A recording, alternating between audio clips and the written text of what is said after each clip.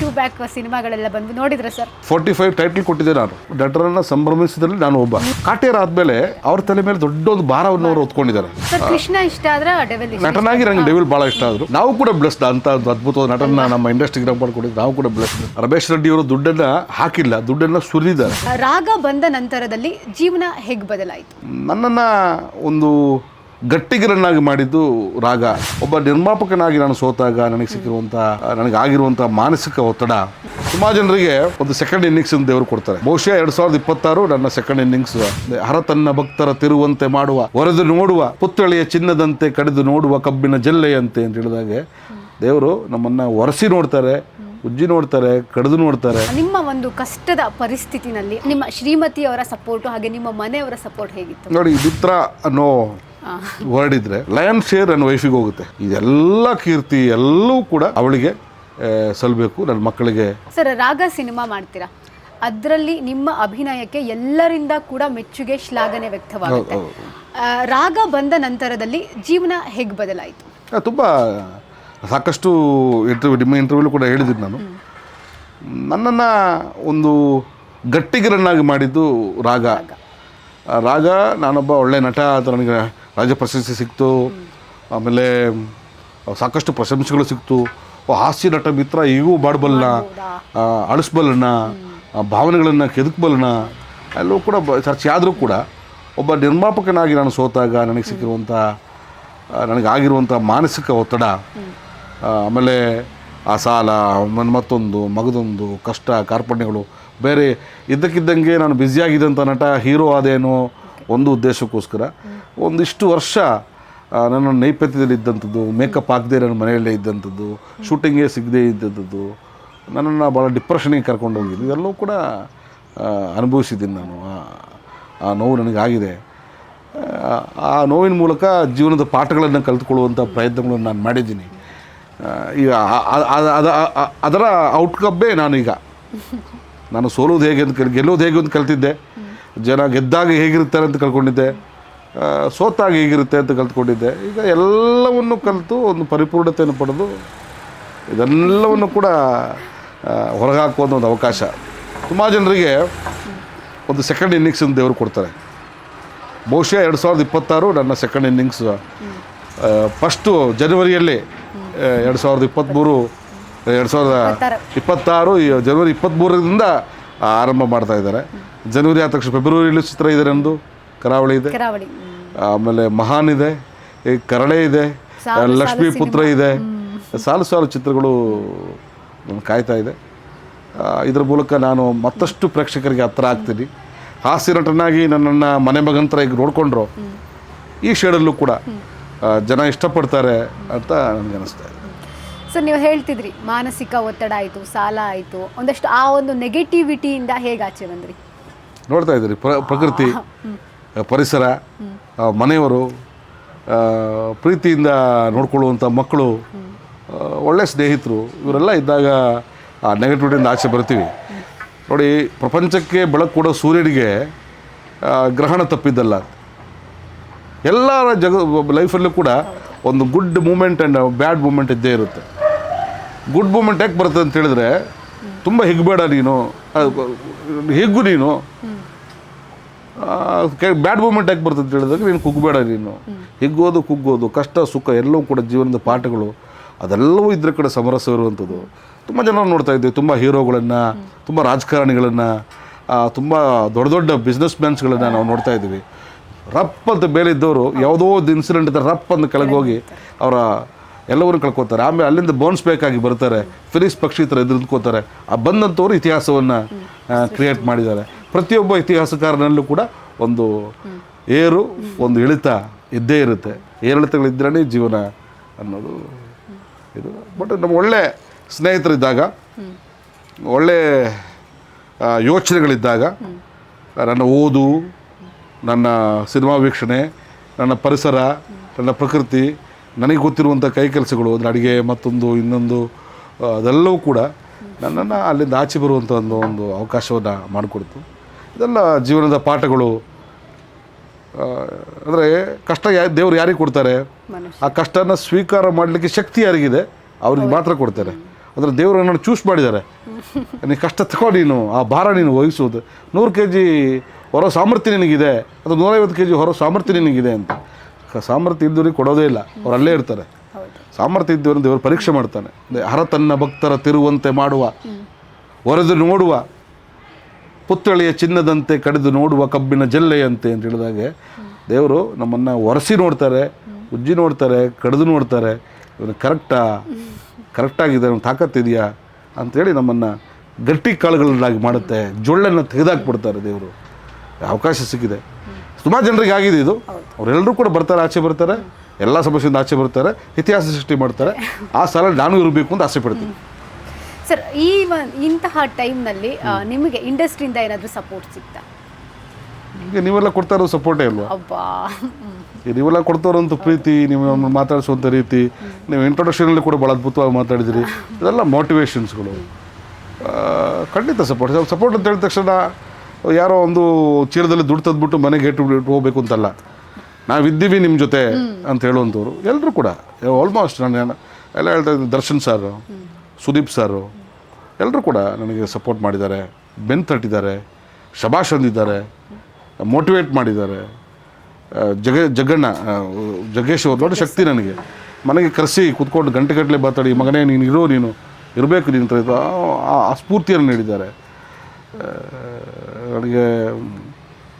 ಮತ್ತು ನೋಡಿ, ರಾಘವೇಂದ್ರ ಸ್ಟೋರ್ಸಲ್ಲೆಲ್ಲ ಅವರು ಹೇಳಿರುವಂಥ ಮಾತು, ಬೇರೆ ಇಂಟರ್ವ್ಯೂ ಹೇಳೋದು ಮಾತುಗಳು ವೈರಲ್ ಆದವು. ಮಿತ್ರನ ಅಭಿನಯ, ಅವರೊಬ್ಬರು ದೊಡ್ಡ ನಟರು, ಒಂದು 4 ದಶಕವಾದ ನೋಡಿದಂಥವ್ರು, ಅವರು ನನ್ನನ್ನು ಹೊಗಳಿದ್ದು ನನಗೆ ಬೆನ್ನು ತಟ್ಟಿ ದೊಡ್ಡ ವಿಷಯ ಆಗುತ್ತೆ. ನಮಗೇನಾಗುತ್ತೆ, ಕಲಾವಿದರಿಗೆ ಸಂಭಾವನೆಗಿಂತ ಜಾಸ್ತಿ ಚಪ್ಪಾಳೆನೇ ನಮಗೆ ದೊಡ್ಡ ಸ್ಫೂರ್ತಿಯನ್ನು ಕೊಡುತ್ತೆ. ಎಲ್ಲರೂ ಕೂಡ ಕೊಟ್ಟಿದ್ದಾರೆ. ಈಗ ದುನಿಯಾ ವಿಜಯ್ ಸರ್ ಆಗಲಿ, ಸರ್ ನೋಡಿ ನಾವು ಮರ್ತೋಗ್ತೀವಿ, ಅವತ್ತು ನಾವು ದುನಿಯಾದಲ್ಲಿ ಜೊತೆಗಿದ್ವಿ, ಆಮೇಲೆ ನಾವೆಲ್ಲೂ ಭೇಟಿ ಮಾಡೋಕ್ಕಾಗಿಲ್ಲ, ಎಷ್ಟು ವರ್ಷ ಬೇಕಾಗಿತ್ತು ನೋಡಿ ಮತ್ತೆ ನಾವು ಒಂದಾಗೋದಕ್ಕೆ, ಮತ್ತೆ ಪುನಃ ನಾವು ಒಟ್ಟಿಗೆ ಇರೋಣ, ಒಟ್ಟಿಗೆ ಮಾಡೋಣ ಸಿನಿಮಾಗಳನ್ನ ಅಂತ ಹೇಳುವಂಥ ಸ್ಫೂರ್ತಿಯನ್ನು ಕೊಟ್ಟಿದ್ದಾರೆ. ಇಂಡಸ್ಟ್ರಿ ನನ್ನ ಕೈ ಬಿಟ್ಟಿಲ್ಲ. ಯಾಕಂದರೆ ನನ್ನಲ್ಲಿರುವಂಥ ಒಂದು ಒಳ್ಳೆಯತನ ಅಥವಾ ನನಗಿರುವಂಥ ಒಂದು ತಾಳ್ಮೆ ಇವತ್ತು ನನ್ನನ್ನು ನಿಲ್ಲಿಸಿದೆ ಅನ್ನೋದು. ಆಮೇಲೆ ನಮಗೆ ಇದೆಲ್ಲ ದೊಡ್ಡದು.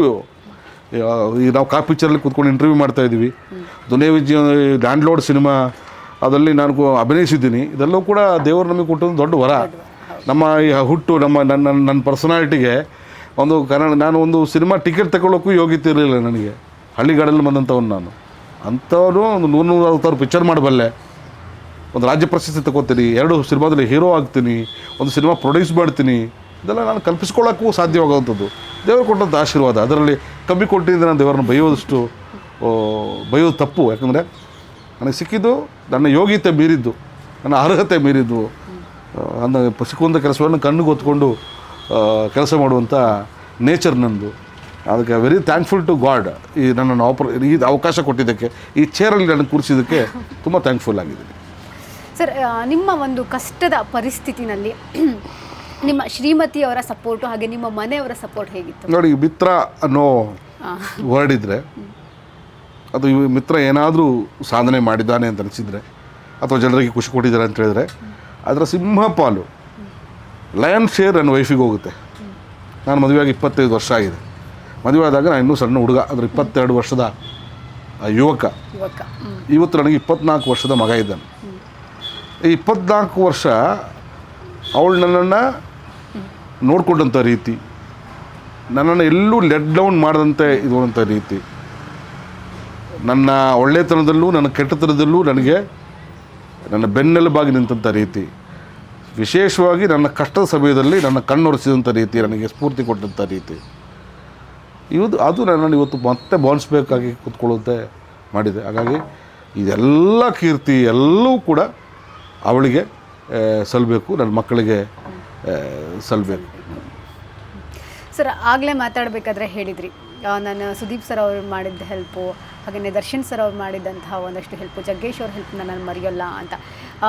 ಇವಾಗ ಡಿಸೆಂಬರಿಂದ ನಮಗೆ ಸಿನಿಮಾ ಪ್ರೇಕ್ಷಕರಿಗೆ ಒಂದು ಹಬ್ಬ ಅಂತ ಹೇಳ್ಬೋದು. ಒಳ್ಳೆ ಬ್ಯಾಕ್ ಟು ಬ್ಯಾಕ್ ಸಿನಿಮಾಗಳೆಲ್ಲ ಬಂದು ನೋಡಿದ್ರೆ ಸರ್? ಎಲ್ಲ ಸಿನಿಮಾಗಳು ನೋಡ್ತೀನಿ. ನಾನು ಯೂಶ್ವಲಿ ನಾನು ನನ್ನ ಮನೆಯವರು ಬಹುತೇಕ ಎಲ್ಲ ಸಿನಿಮಾಗಳಲ್ಲಿ ನೋಡುವಂಥ ಇರೋದು 45 ಆಗಿದೆ. 45 ಇನ್ಫ್ಯಾಕ್ಟ್ 45 ಟೈಟ್ಲ್ ಕೊಟ್ಟಿದ್ದೆ ನಾನು. 45 ಅಂತ? ಹೌದು. ಹೇಗೆ ಸರ್? ನನ್ನ ಬ್ಯಾನರಲ್ಲಿ ಇದ್ದಂಥ ಟೈಟ್ಲ್ ಅದು. 45 ನೋಟ್ ಟೈಟ್ಲು 5 ವರ್ಷದ ರಿವ್ಯೂ ಮಾಡ್ಕೊಂಬರ್ತದೆ ಮಿತ್ರ ಎಂಟರ್ಟೈನ್ಮೆಂಟ್ ಸಿನಿ ಕ್ರಿಯೇಷನ್ಸಲ್ಲಿ. ಒಂದಿನ ಫೋನ್ ಬರುತ್ತೆ, ರೆಡ್ಡಿ ಸರ್ ಫೋನ್ ಮಾಡ್ತಾರೆ, ಸರ್ ನನಗೆ ಟೈಟಲ್ ಬೇಕು, ನನ್ನ ಸಿನಿಮಾಕ್ಕೆ ಅದು ಪೂರಕವಾಗಿದೆ, ನಿಮ್ಗೆ ತೊಂದರೆ ಇಲ್ಲ ಅಂದರೆ ಕೊಡ್ಬೋದಲ್ಲ. ಸರ್ ಯಾರು ಸರ್ ಡೈರೆಕ್ಟ್ರು ಅಂದರೆ ಅರ್ಜುನ್ ಜಡ್ಡಿ ಅವರು.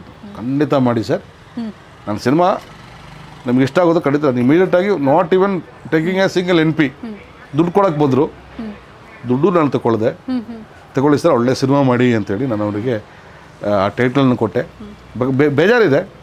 ಯೂಶ್ವಲಿ ಒಂದು ಕೆಲಸ ಮಾಡೋದು, ಸಣ್ಣ ಸಹಾಯ ಮಾಡಿದ್ರು ಕೂಡ ಅದನ್ನು ಎಕ್ಸ್ಪೆಕ್ಟ್ ಮಾಡ್ತೀನಿ. ನಾನು ಎಕ್ಸ್ಪೆಕ್ಟ್ ಮಾಡಲಿಲ್ಲ. ಒಂದು ಥ್ಯಾಂಕ್ಸ್ ಕಾರ್ಡ್ ಹಾಕ್ತಾರೆ ಅಥವಾ ಎಲ್ಲಾದರೂ ಒಂದು ಇಂಟರ್ವ್ಯೂ ಇಲ್ಲದ್ರೆ ನನ್ನ ಹೇಳ್ತಾರೆ ಅಂತೆಲ್ಲ ಅಂದ್ಕೊಂಡಿದ್ದೆ. ಹೇಳಲಿಲ್ಲ, ಪರವಾಗಿಲ್ಲ ಬಿಡಿ. ಬಟ್ 45 ಟೈಟಲ್ ನನ್ನ ಬ್ಯಾನರಿಂದ ನಾನು ರಮೇಶ್ ರೆಡ್ಡಿ ಅವರಿಗೆ ಕೊಟ್ಟಂಥ ಟೈಟ್ಲು. ಆ ಸಿನಿಮಾ ನೋಡಿದೆ, ಮಾರ್ಕ್ ನೋಡಿದೆ,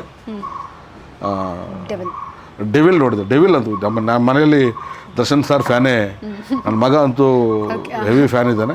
ನಾನು ಕೂಡ ನಮ್ಮ ಪಕ್ಕದಲ್ಲಿರೋ ಕಾರಣ, ಆಮೇಲೆ ವೈಯಕ್ತಿಕವಾಗಿ ನನಗೆ ಅವ್ರು ತುಂಬ ಇಷ್ಟ ಆಗಿರೋ ಕಾರಣ ಡೆವಿಲ್ ಸಿನಿಮಾ ನೋಡಿದೆ. 3 ಸಿನಿಮಾಗಳು ಕೂಡ ನನಗೆ ಖುಷಿ ಕೊಡ್ತು. ಕೆಲವ್ರಿಗೆ ತುಂಬ ಖುಷಿ ಆಯಿತು, ಕೆಲವ್ರಿಗೆ ಖುಷಿ ಆಯಿತು, ಕೆಲವರು ಓಕೆ ಅನ್ನಿಸ್ತು. ಖುಷಿ ಇದೆ ನಮಗೆ. ಬ್ಯಾಕ್ ಟು ಬ್ಯಾಕ್ ಒಳ್ಳೊಳ್ಳೆ ಸಿನಿಮಾಗಳು ಇಂಡಸ್ಟ್ರಿಗೆ ಬರ್ತಾ ಇದೆ ಅನ್ನೋದು ನನಗೆ ಖುಷಿ ಇದೆ. ಸರ್ ಡೆವಿಲ್ ನೋಡಿ ಏನು ಅನ್ನಿಸ್ತು ಸರ್? ಈಗ ದರ್ಶನ್ ಸರ್ರು ಒಳಗಡೆ ಇದ್ದಾರೆ, ಅವ್ರ ಫ್ಯಾನ್ಸು ದೊಡ್ಡ ಹಬ್ಬ ಮಾಡ್ತಾರೆ, ಸೆಲೆಬ್ರೇಟ್ ಮಾಡ್ತಾರೆ, ಒಬ್ಬ ನಟನನ್ನ ಸಂಭ್ರಮಿಸ್ತಾರೆ ಅಂತಂದ್ರೆ ಬಹಳ ಖುಷಿಗೆ. ಆ ನಟರನ್ನ ಸಂಭ್ರಮಿಸಿದ್ರಲ್ಲಿ ನಾನು ಒಬ್ಬ ಅವರ ಅಭಿಮಾನಿ. ಹೌದು, ನಾನು ಸರ್ ಯಾಕೆ ಇಷ್ಟ ಅವರು? ನನಗೆ ನೋಡಿ, ನನ್ನ ನೇಚರ್ಗೆ ತುಂಬ ಇಷ್ಟ. ಪರಿಸರ, ಪ್ರಾಣಿ, ಊಟ, ಇದು ನನಗಿಷ್ಟ. ಅವ್ರದ್ದು ಅದೇ ನೇಚರ್ ಇರುವಂಥದ್ದು. ಹಾಗಾಗಿ ನನಗಿಷ್ಟ. ಆಮೇಲೆ ನಮ್ಮ ಮನೆಗೆ ತುಂಬ ಹತ್ತಿರ ಇರೋ ಕಾರಣ ಹಬ್ಬ ಹರಿದಿನಗಳು ಬಂದಾಗ ಹೋಗುವಂಥದ್ದು, ಮೀಟ್ ಮಾಡುವಂಥದ್ದು ಎಲ್ಲ ಇದ್ದೇ ಇರುತ್ತೆ.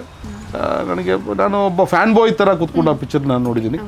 ಕಾಟೇರ ಆದಮೇಲೆ ಅವ್ರ ತಲೆ ಮೇಲೆ ದೊಡ್ಡ ಒಂದು ಭಾರವನ್ನು ಅವರು ಹೊತ್ಕೊಂಡಿದ್ದಾರೆ. ಒಂದು ದೊಡ್ಡ ಸಿನಿಮಾನ ಕ್ರಿಯೇಟ್ ಮಾಡಿ ಬೇರೆ ರೀತಿ ಒಂದು ಒಂದು ಹೀರೋಯಿಸಮ್ ಎಲ್ಲವನ್ನೂ ಬಿಟ್ಟು ಒಂದು ಏಜ್ಡ್ ಗೆಟಪ್ಸಲ್ಲಿ ನಿಂತ್ಕೊಂಡು ಒಬ್ಬ ಹೀರೋ, ಒಬ್ಬ ಇಷ್ಟು ದೊಡ್ಡ ಅಭಿಮಾನಿ ಬಳಗಿರುವಂಥ ಹೀರೋ ಅದನ್ನು ಮಾಡಿದ್ದಾರೆ. ಮುಂದಿನ ದಿನಗಳಲ್ಲಿ ಕಥೆಯನ್ನು ಆಯ್ಕೆ ಮಾಡುವುದರಲ್ಲಿ ಅವರು ಇನ್ನಷ್ಟು ಜವಾಬ್ದಾರಿಯನ್ನು ಜಾಸ್ತಿ ಮಾಡ್ಕೊಂಡಿದ್ದಾರೆ. ಕಾಟೇರ ಆದಮೇಲೆ ಕಾಟೇರ ಮೂಡಲ್ಲಿ ಹೋದಂಥವ್ರಿಗೆ ಡೆವಿಲ್ ನಿಮಗೆ ಜಾಸ್ತಿ ಖುಷಿ ಕೊಡದೇ ಇರ್ಬೋದು. ಅದರದ್ದು ಫ್ಯಾನ್ ಬಾಯ್ ಥರ ಕೂತ್ಕೊಂಡಾಗ ಸಿನಿಮಾ ನಿಮಗೆ ಭಾಳ ಖುಷಿಯನ್ನು ಕೊಟ್ಟಿದೆ. ನಾನೊಂದು ಪರ್ಸನಲಿ ಐ ಆಮ್ ಎಂಜಾಯ್ಡ್ ಅವ್ರ ಡೆವಿಲ್ ಪರ್ಫಾರ್ಮೆನ್ಸು ಕೂಡ. ಇನ್ನೊಂದು ಪಾತ್ರನೂ ಕೂಡ ಕೃಷ್ಣ ಇಷ್ಟ ಆದ್ರೆ ನನಗೆ ಡೆವಿಲೇ ಇಷ್ಟ. ನಟನಾಗಿ ನನಗೆ ಡೆವಿಲ್ ಭಾಳ ಇಷ್ಟ ಆದರು. ಪರಕಾಯ ಪ್ರವೇಶ ಅದು ಅದ್ಭುತ. ಡೆವಿಲ್ ಆ ವಾಯ್ಸು, ಆ ಮ್ಯಾನರಿಸಮ್, ಹೌದು ಗತ್ತು ಬೇರೆ ರೀತಿ ಅನ್ನಿಸ್ತು, ಭಾಳ ಖುಷಿ ಅನ್ನಿಸ್ತು. ಸರ್ ಡೆವಿಲ್ ಸಿನಿಮಾ ನೋಡಿದ್ರಿ, ಮನೇಲೆಲ್ಲ ಏನಂದ್ರು? ನಿಮ್ಮ ಮಗ ಬೇರೆ ಅವರ ಅಭಿಮಾನಿ ಅಂತ ಹೇಳಿದ್ರಿ.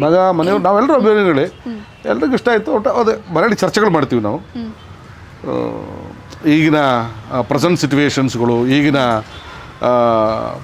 ಈಗಿನ ಹೊಸ ಅಲೆ ಚಿತ್ರಗಳ ಮಧ್ಯದಲ್ಲಿ ಇನ್ನೂ ಸ್ವಲ್ಪ ಕತೆ ಹಳೇದಾಯ್ತೇನೋ, ಈಗಿನ ಜಾನರಿಗೆ ಸೂಟ್ ಆಗಿಲ್ವೇನೋ ಅನ್ನೋ ರೀತಿಯಲ್ಲಿ ನಾವು ಡಿಸ್ಕಸ್ ಮಾಡಿದ್ವಿ. ಸರ್ ಡೆವಿಲ್ ರಿಲೀಸ್ ಆದಂತಹ ಟೈಮ್ನಲ್ಲಿ ಅವ್ರ ಫ್ಯಾನ್ಸ್ ಒಂದು ಹಬ್ಬ ಮಾಡ್ತಾರೆ. ಒಬ್ಬ ನಟನಿಗೆ ಇದಕ್ಕಿಂತ ಹೆಚ್ಚಾಗಿ ಏನು ಬೇಕು ಅಂತ ನೋಡಿ, ಅದು ದೇವರು ಎಲ್ರಿಗೂ ಅವಕಾಶ ಕೊಡೋದಿಲ್ಲ. ದರ್ಶನ್ ಅವರಿಗೆ ಅದು ಜಾಸ್ತಿನೇ ಕೊಟ್ಟಿದ್ದಾರೆ ದೇವರು. ಕಲಾ ಸರಸ್ವತಿ ಅವ್ರನ್ನ ಅವರು ಎಲ್ಲ ವರ್ಗದವರು, ಮಹಿಳೆಯರು, ಮಕ್ಕಳು, ದೊಡ್ಡವರು, ಚಿಕ್ಕವರು, ಪ್ರತಿಯೊಬ್ಬರು ಕೂಡ ಅವ್ರನ್ನ ಇಷ್ಟಪಡ್ತಾರೆ. ಅವರ ಫ್ಯಾನ್ ಮೂಮೆಂಟೇ ಬೇರೆ ಥರ ಇದೆ. ಈ ಬೇರೆ ಯಾರಿಗೂ ಸಿಗದಂಥ ಮನ್ನಣೆ ಅವರಿಗೆ ಕೊಟ್ಟಿದ್ದಾರೆ. ಅದು ಏನು ಎತ್ತ ಅದ್ರ ಮ್ಯಾಜಿಕ್ ಏನು ಅಂತ ಖಂಡಿತ ಯಾರಿಗೂ ಗೊತ್ತೇ ಇಲ್ಲ. Is blessed with lot of good fans.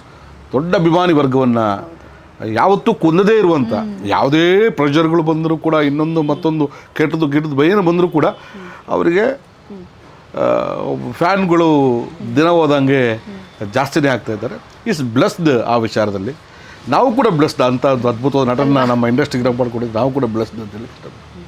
Sir ಈಗ 45 ವಿಚಾರಕ್ಕೆ ಬಂದಾಗ ಸಿನಿಮಾ ನೋಡಿದ್ರಾ? ಹೌದು. ಸಿನಿಮಾ ಹೇಗಿತ್ತು ಸರ್?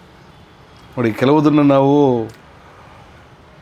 ಸಿನಿಮಾ, ನಾನೊಬ್ಬ ಶಿವಣ್ಣ, ಉಪೇಂದ್ರ ಸರ್, ರಾಜ್ ಬಿ ಶೆಟ್ಟಿ ಅಂತ ನಟರುಗಳನ್ನ ಇಷ್ಟಪಡುವಂಥ, ನಟನಾಗಿ ಇಷ್ಟಪಡುವಂಥ ಅಂಥ ದೊಡ್ಡ ಕಲಾವಿದರೆಲ್ಲ ಇದ್ದು ಕೂಡ ನಾವು ಎಕ್ಸ್ಪೆಕ್ಟ್ ಮಾಡುವಂಥದ್ದು ಬೇರೆ ಇದೆ. ಸಿನಿಮಾ ಚೆನ್ನಾಗಿದೆ ಅಂತ ಹೇಳಿದ್ರೆ ತಪ್ಪಾಗುತ್ತೆ. ಸಿನಿಮಾ ಮಾಡೋದು ಕಷ್ಟದ ಕೆಲಸ. ರಮೇಶ್ ರೆಡ್ಡಿಯವರು ದುಡ್ಡನ್ನು ಹಾಕಿಲ್ಲ, ದುಡ್ಡನ್ನು ಸುರಿದಿದ್ದಾರೆ. ಹೌದು, VFX ಆಗಿರ್ಬೋದು, ಆ ಕಲರ್ ಪೈಲಟ್ ಆಗಿರ್ಬೋದು, ಆ ಬ್ಯಾಕ್ಗ್ರೌಂಡ್ ಮ್ಯೂಸಿಕ್ ಆಗಿರ್ಬೋದು, ಅಷ್ಟು ಗೆಟಪ್ಪಲ್ಲಿ ಶಿವಣ್ಣನ ನೋಡುವಂಥ ರೀತಿ ಆಗಿರ್ಬೋದು ಅದ್ಭುತ.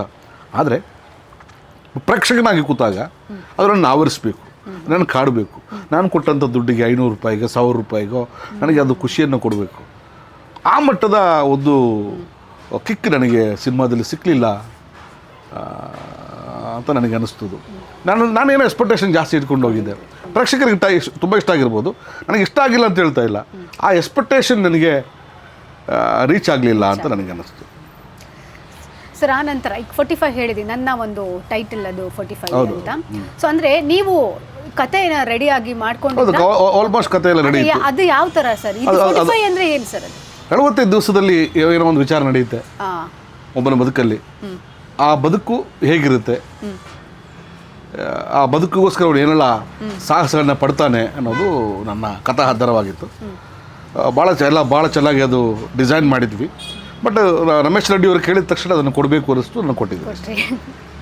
ಸರ್ ಆ ನಂತರ ನೀವು ಮಾತಾಡಲಿಲ್ವಾ ಸರ್ ಅವ್ರ ಜೊತೆಗೆ ಇದೆಲ್ಲ ಆದಮೇಲೆ, ಸಿನಿಮಾ ಎಲ್ಲ ರಿಲೀಸ್ ಆದಮೇಲೆ? ಇಲ್ಲ, ನಾನು ಎಕ್ಸ್ಪೆಕ್ಟ್ ಮಾಡಿದ್ದೆ ಯಾವ ಪ್ರೆಸ್ ಮೀಟಲ್ಲಿ ಅವ್ರನ್ನ ಕರೀತಾರೆ ಅಥವಾ ಹೇಳ್ತಾರೆ, ಅಟ್ಲೀಸ್ಟ್ ಅರ್ಜುನ್ ಜನ್ಯ ಅವರಾದರೂ ಅದನ್ನು ಸ್ಮರಿಸ್ಕೋತಾರೆ, ಒಂದು ಟೈಟಲ್ ಕಾರ್ಡಲ್ಲಿ ಥ್ಯಾಂಕ್ಸ್ ಹೇಳ್ತಾರೆ ಅಂದ್ಕೊಂಡಿದ್ದೆ. ಅದು ಆಗಲಿಲ್ಲ. ಬಟ್ ಏನು ಮಾಡೋದಕ್ಕಾಗೋದಿಲ್ಲ. ಈಗ ಶಿವಣ್ಣ ಅವರಿಗಾಗಲಿ, ಉಪೇಂದ್ರ ಸರ್ಗಾಗಲಿ ಅಥವಾ ರಾಜ್ ಬಿ ಶೆಟ್ಟಿ ಅವರಿಗಾಗಲಿ ಗೊತ್ತಾಯ್ತಾ ಸರ್ ಈ ವಿಷಯ? ರಾಜ್ ಬಿ ಶೆಟ್ಟಿ ಅವರಿಗೆ ಗೊತ್ತಿದೆ, ನಮಗೂ ಅವರಿಗೂ ಒಡನಾಟ ಇರುವ ಕಾರಣ ಸ್ನೇಹಿತರು. ಅವ್ರಿಗೆ ಹೇಳಿದ್ದೀನಿ ನನ್ನ ಟೈಟ್ಲು ಅಂತ ನಾನು ಹೇಳಿದ್ದೀನಿ. ಅದೇ ನಥಿಂಗ್ ಲೈಕ್ ನನಗೆ ಕೊಟ್ಟು ಪ್ರೀತಿಯಿಂದ ಕೊಟ್ಟಿದ್ದೀನಿ. ಅವ್ರು ಕೈ ತುಂಬ ದುಡ್ಡು ಕೊಡೋಕೆ ಬಂದರು, ಆ ದುಡ್ಡನ್ನು ಸ್ವೀಕಾರ ಮಾಡಲಿಲ್ಲ, ಆ ದುಡ್ಡು ತಗೊಳ್ಳಿಲ್ಲ. ಅದು ದೊಡ್ಡ ವಿಷಯ ಅಲ್ವೇ ಇಲ್ಲ. ಅಲ್ಲ, ಒಂದು ಸಿನಿಮಾ ಒಳ್ಳೆಯ ಸಿನಿಮಾ ಆಗುತ್ತೆ ಅಂತ ಹೇಳಿದಾಗ ಅದಕ್ಕೆ ನನ್ನ ಒಂದು ಅಳಿಲು ಸೇವೆ. ಸರ್ ಆದರೂ ಕೆಲವೊಂದು ಸಲ ಬೇಸರ ಅನಿಸುತ್ತಲ್ವ? ಇಲ್ಲ, ಬೇಸರ ಆಗಿದೆ. ನಮ್ಮ ಮನುಷ್ಯ ಅಲ್ವಾ, ಬೇಸರ ಆಗದಿರೋದಕ್ಕೆ ನಾನು ಮನುಷ್ಯ ಅಲ್ವಾ. ಎಕ್ಸ್ಪೆಕ್ಟ್ ನನ್ನ ರೆಕಗ್ನೈಸ್ ಮಾಡಬೇಕಾಗಿತ್ತು, ನನ್ನ ಒಂದು ಸೇವೆಯನ್ನು ಕನ್ಸಿಡರ್ ಮಾಡಬೇಕಾಗಿತ್ತು ಅಂತ ನನಗೆ ಅನಿಸಿತ್ತು. ಬಟ್ ಏನು ಮಾಡೋಕ್ಕಲ್ಲ, ಈಸ್ ನೈಸ್ ಮ್ಯಾನ್. ಬ್ಯುಸಿಯಲ್ಲಿ ಮರೆತೋಗಿರ್ತಾರೆ, ತಪ್ಪೇನಿಲ್ಲ.